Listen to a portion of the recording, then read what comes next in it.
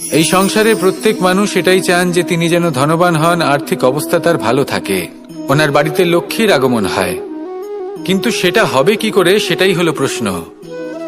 কেউ বলেন যে যদি পরিশ্রম করো তাহলে ধন অর্জন সম্ভব, কেউ বলেন যে যদি বিদ্যা লাভ হয় তবেই ধন অর্জন সম্ভব, কেউ বলেন যে যদি বলশালী হও তবেই সম্পন্ন থাকবে।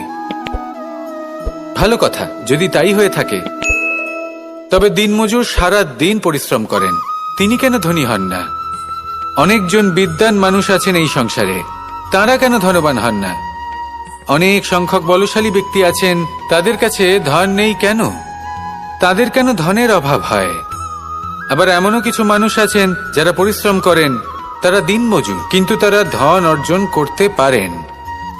কিছু বিদ্বান ব্যক্তি আছেন যাদের কাছে অধিক মাত্রায় ধন রয়েছে, কয়েকজন বলশালী ব্যক্তি রয়েছেন